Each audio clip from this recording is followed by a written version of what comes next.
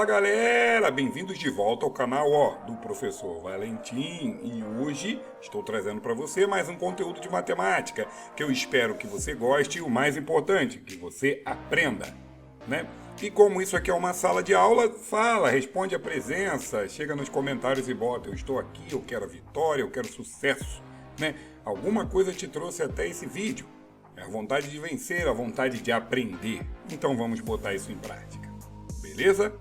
Agora, se você ainda não é inscrito, por favor se inscreva, deixe seu comentário, isso ajuda muito a continuidade desse canal. Agora chega de papo e vamos ao conteúdo.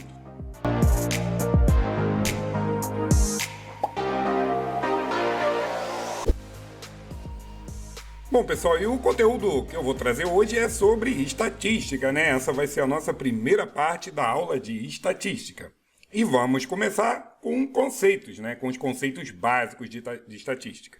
Bom, gente, a estatística ela tem como objetivo, né, fornecer informações para que ajudem a compreender melhor ou prevenir acontecimentos, né? Ajuda inclusive na tomada de decisões. A palavra estado e a palavra estatística são derivadas do latim, né? Status.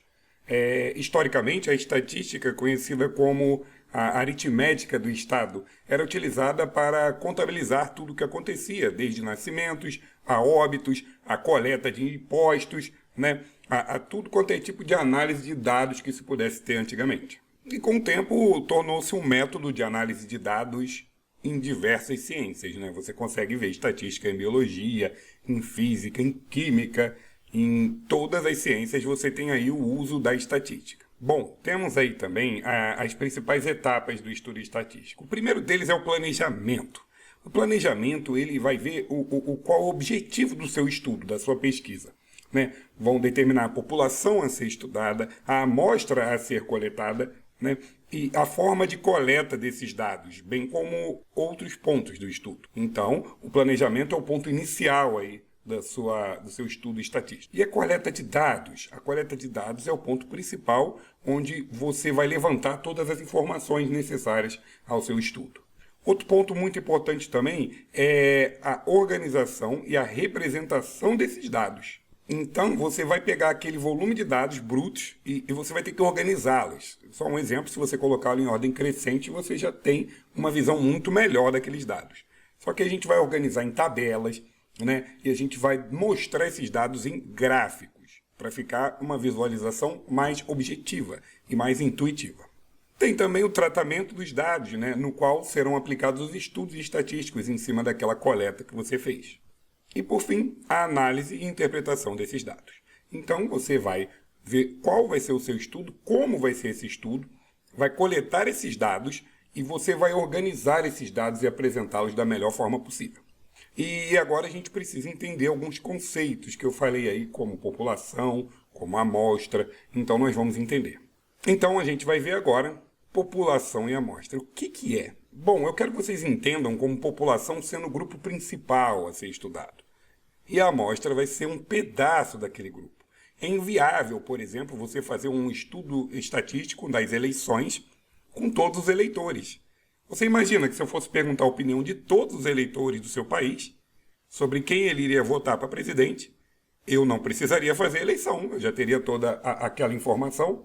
O estudo estatístico, então, ele trabalha com uma pequena amostra daquela população, respeitando as proporcionalidades, né?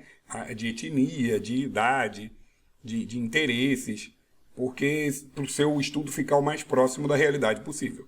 Se eu for para um lugar tendencioso, onde é aquele determinado local, todos são seguidores de um determinado candidato, é claro que a minha pesquisa ela não vai ter um resultado tão importante. Então, a pesquisa, você, quando não tem condições de estudar a população inteira devido ao seu volume, você estuda uma amostra, um pedaço disso. Essa é a ideia básica. E aí entra a variável. A gente tem que entender o que é a variável em estatística, né? Variáveis qualitativas, por exemplo, são definidas por tipos ou atributos. Por exemplo, cor do cabelo, time favorito, escolaridade. A gente faz esse estudo qualitativo.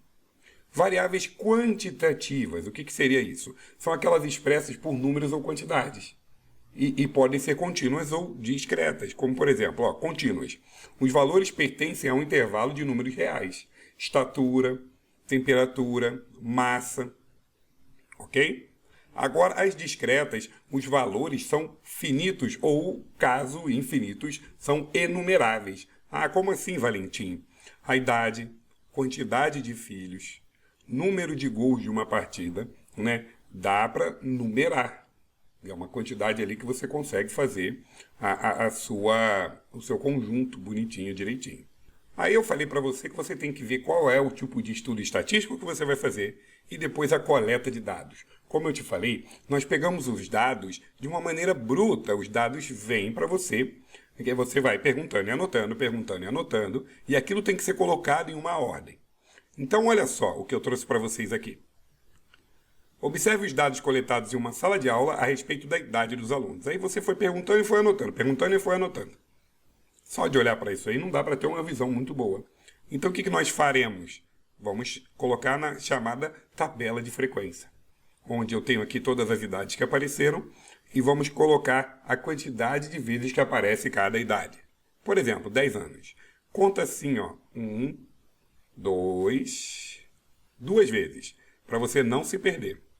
11 anos, aparece quantas vezes? 1, 2, 3, 4, 5, 6, 7 e só. 12 anos, aparece quantas vezes? 1, 2, 3, 4, 5, 6. 6 vezes. Então, tem 6 pessoas com 12 anos. 13 anos. 1, 2, 3, 4, 5, 6. 6 pessoas com 13 anos. Com 14 anos, aqui tem 1, 2, 3, 4. 4 pessoas com 14 anos. E 15 anos, aqui embaixo tem 1, no meio nenhuma, 2, 3, 4. 4. Só corrigindo, achei mais uma aqui para 14. Então, ao invés de 4, eu tenho 5. Muito bem. Tem que contar com muita atenção, fazendo os riscos. Faz o risco bem leve, caso você tenha que apagar e fazer tudo de novo, não se perder. E é claro, a prova real. Você tem 30 valores aqui. Vamos somar. 7 com 2, 9. Com 6, 15. Né? 21, 26, 30. Então, eu tenho 30, né, quantidades aqui, o total. E bateu com a quantidade que eu tenho. Frequência relativa já é outro processo. É o quê? É o percentual de pessoas. Então, é só você pegar a parte pelo todo. Por exemplo, com 10 anos eu tenho 2. E dividi-lo para 30. Aqui eu tenho 7. E vou dividir para 30. Aqui eu tenho 6 e vou dividir para 30. Aqui eu tenho 6 e vou dividir para 30. Aqui eu tenho 5 e vou dividir para 30, que é o total. Aqui eu tenho 4 e vou dividir para 30. Aqui vai dar 6,7% aproximadamente, né? Porque eu tenho que arredondar. Aqui vai dar o quê? 23,3% aproximadamente. Beleza? Aqui vai dar 20%. Aqui vai dar 20%. Aqui, 16,7%. E aqui no final, né? 4 para 30 vai dar o quê? 13,3%. Beleza? Bom, vou só fazer um exemplo aqui para vocês verem quando a gente pega o 7 e divide para 30. Como é que acontece isso? Você não consegue dividir 7 para 30, é claro, você bota um zero aqui e aí você pensa 0, aqui para pagar esse zero que você adicionou. Quanto vezes 30 chega perto, né, de 70? 2. 2 vezes 30, 60. Sobrou 10. Acrescenta um zero. 3 vezes 30, 90. Então, vai sobrar 10. E eu vou ficar nisso infinitamente.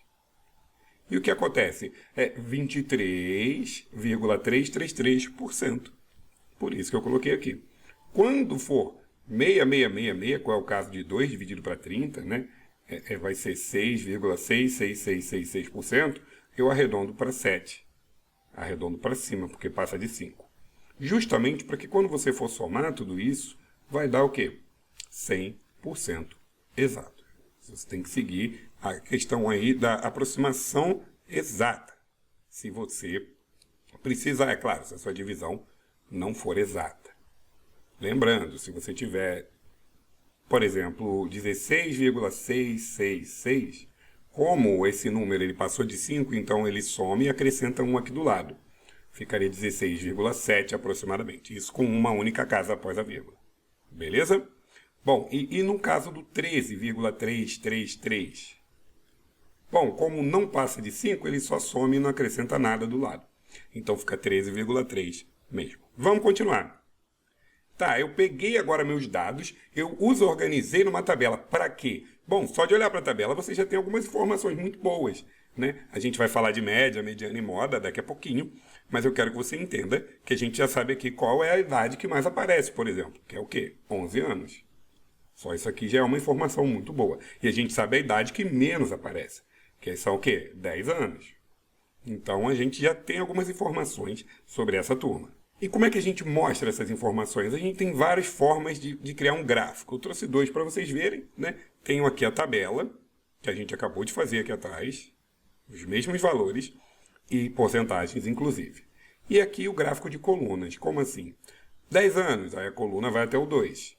11 anos, a coluna vai até o 7. 12 anos, a minha coluna vai até o 6. 13 anos, a coluna vai até o 6. 14 anos, a coluna vai até o 5. E 15 anos, a coluna vai até o 4. O gráfico de colunas ele serve para a gente bater o olho e ver quem está ganhando, por exemplo, né? Quem está mais alto. Então, aqui, por exemplo, a gente percebe só de olhar para as cores e para o tamanho que 11 anos é a maior idade, a maior quantidade que aparece. E a menor quantidade, 10 anos. Setores. O que são os setores? O chamado gráfico de pizza, né? Ele trabalha ali com o percentual relativo aos graus de abertura. Então, só de olhar para cá, você já não tem uma visibilidade de quem é o maior de todos. Porque esses 3 parecem ter o mesmo tamanho, né? Olhando assim. Mas você consegue ver quem tem o menor de todos, por exemplo, né? Então, cabe a você decidir qual é o melhor tipo de gráfico para mostrar o seu estudo, o seu trabalho, o seu material. Beleza? Classe de valores. Quando você trabalha aqui com uma quantidade que você consegue visualizar, 10, 11, 12, tudo bem. Agora, quando você tiver uma quantidade, por exemplo, altura, você vai aferir a altura numa turma, você vai pegar ali de 1,50 m a 1,70 m e muito picado. Uma quantidade absurda de valores se você fosse fazer uma tabela imensa e com uma quantidade muito pequena para cada altura. Por exemplo, 1,73 m eu tinha 3 alunos, 1,74 m eu tenho 2 alunos, 1,75 m eu tenho 4 alunos. Então ia segmentar demais. Então, para facilitar isso, a gente faz algo como nesse exemplo. Em uma lagoa são registradas temperaturas médias diárias durante um mês, 31 dias. Para fins de estudo de proliferação de bactéria, as temperaturas em graus Celsius foram. Aí pegou e anotou tudo aqui. Como eu te falei, a gente pega os dados de uma maneira bruta, desordenada. E aí podemos organizar essas informações do seguinte modo. De 16,1 até 17,8, a gente faz as contas de quantos aparecem. E anota aqui. Lembrando, o 17,8, se aparecer, ele não entra nessa classe aqui. Ele entra na de baixo. Esse risco é o intervalo fechado. Significa que o 16,1 pertence, o 17,8 não a essa classe. Então, ele não conta aqui em cima. Ele vai contar aqui embaixo. E assim sucessivamente. O 19,5 ele não conta aqui na de cima. Ele vai contar aqui na de baixo, caso apareça. Então, vamos só dar uma olhada. Você pega o mesmo intervalo de um para o outro e vê quantas classes você consegue montar, do primeiro valor aparecido até o último valor que aparece. E faz as suas classes com intervalos exatamente iguais.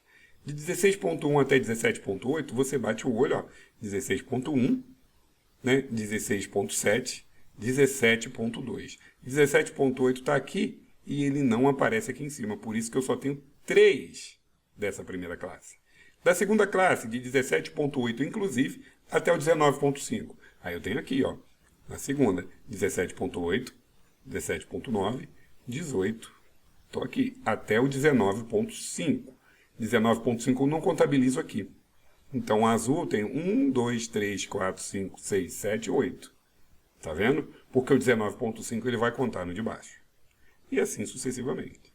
Então, essa é a classe de valores, que você pega um intervalo de tanto a tanto. Imagina se eu fizesse uma linha dessa tabela para cada valor desse de entrada. Eu ia ter uma tabela imensa e não ia ser muito prático para nós. Beleza? Agora nós vamos entrar com a parte do cálculo. A gente já pegou de dados, a gente já descobriu como apresentá-los, né? Como colocá-los em tabelas, como colocá-los em gráficos e agora o mais importante, como que a gente estuda isso para apresentar esse estudo estatístico. Dessa forma, medidas de tendência central ou medidas de posição. Esse é o primeiro estudo que a gente tem sobre valores. Isso aqui é a parte 1 do estudo de estatística. Média aritmética simples. A média aritmética simples você tem que basicamente somar as quantidades e dividir pelo número de termos. Por exemplo, 4 mais 3, né? Mais 0, 0, mais 2, mais 2, mais 1, mais 3, mais 2, mais 3. E o que é isso? Nas 10 primeiras partidas de um campeonato de futebol, uma equipe marcou a seguinte quantidade de gols em cada partida. Todos esses aqui. Qual a média de gols por partida dessa equipe nas 10 primeiras partidas do campeonato? Então, soma todos os gols, não precisei somar o zero, e divide pela quantidade de partidas. 10. Então, 7, 8, 9, 10, 11, 12, 13, 14, 15, 16, 17, 18, 19, 20. Foram um total de 20 gols em 10 partidas. Então, a média de gols é o quê? 2 gols por partida. Essa é a média. Olha o exemplo 2. Um supermercado registrou a venda diária de feijão mulatinho durante uma semana. A sequência 10, 14, 13, 15, 16, 18 e 12 indica a venda desse feijão, em quilogramas, a cada dia. Qual é a média de venda diária de feijão mulatinho nesse período? Então, o que a gente faz? A gente pega o total de vendas, 10 mais 14, mais 13, mais 15, mais 16, mais 18, mais 12, e dividiremos pelo total. De dias. 1, 2, 3, 4, 5, 6, 7 foi uma semana. Então, somando todo mundo aqui em cima, teremos 98 dividido para 7, que vai dar 14 quilogramas por dia, né? Que é a venda de feijão mulatinho. Beleza? Então, essa aí foi a média aritmética simples, a famosa. E sempre que vem um nome simples, você fica pensando, o que virá depois? E virá isso aqui, ó. Média aritmética ponderada. A média aritmética ponderada, ela existe para quando cada nota, cada variável, cada entrada tem um peso diferente. Como assim, Valentim? Peso diferente? Olha só no meu exemplo. A tabela a seguir reúne as notas bimestrais de André na disciplina de Geografia e o peso delas em cada período. Então, no primeiro bimestre, o peso é 1. No segundo bimestre, o peso é 2. Terceiro bimestre, o peso é 3. Quarto bimestre, o peso é 4. Todo mundo chama de média ponderada, mas é uma média aritmética, né? Ponderada, porque determina de acordo com o seu peso. Então, a média aritmética ponderada, você vai ter aqui 10 vezes 1, você pega a nota vezes o peso, soma com a outra nota vezes o outro peso, soma com a terceira nota vezes o terceiro peso e soma com a quarta nota vezes o quarto peso. E eu vou dividir tudo isso pela soma dos pesos. 4, 7, 8, 9, 10. Então, a soma dos pesos é quem vai dividir de fato aqui. Porque o que acontece? É a mesma coisa que a média aritmética. Por exemplo, o 10 aparece uma vez. O 8 ele aparece 2. O 6 ele aparece 3. O 4 ele aparece 4 vezes. E aí eu dividiria pela quantidade. Se você tem 10 valores, você divide por 10. Só que dá muito mais trabalho. Se a conta for enorme, eu vou ficar fazendo isso a vida toda. Então é por isso que a gente só multiplica pelos pesos e divide pela soma dos pesos. Aqui eu vou ter, então, 10 mais 16 mais 18 mais 16, né? 32, 42, 50. 60 sobre 10. E 60 sobre 10 é 6. Então, essa foi a média do aluno durante o ano em Geografia. Beleza? Vamos seguir.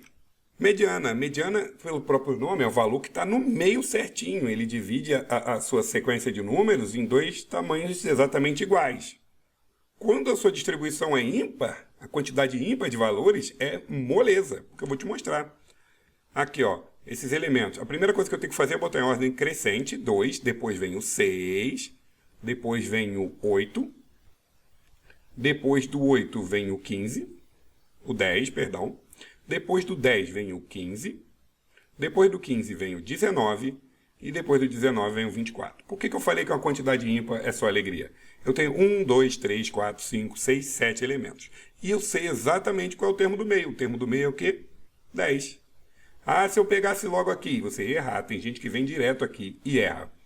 Tem que colocar em ordem crescente para saber quem é exatamente o seu termo central. Então, aqui a mediana, né, é 10. Beleza? Bom, e aqui, quando não for um número ímpar, será que vai ficar muito difícil? Vamos ver. Coloque em ordem crescente. 1, né? Depois vem o 3, depois o 5, depois o 9 e depois o 10. Então, eu tenho 1, 2, 3, 4, 5, 6 elementos. Eu não tenho meio, mas eu tenho esses dois camaradas aqui exatamente no meio. Então, a mediana não é nenhum nem outro, é a média deles. Você soma e divide por 2. Dá 8 por 2. A mediana, nesse caso, é 4. Então, quando for uma quantidade ímpar de termos, é o exatamente central. Quando for uma quantidade par, você tem que tirar a média aritmética dos dois termos centrais. Beleza? Bom, já falei de média, já falei de mediana, agora eu tenho que falar de moda. Né? O que está na moda? Moda é aquilo que mais aparece. Você está vendo, é tendência, está aparecendo bastante.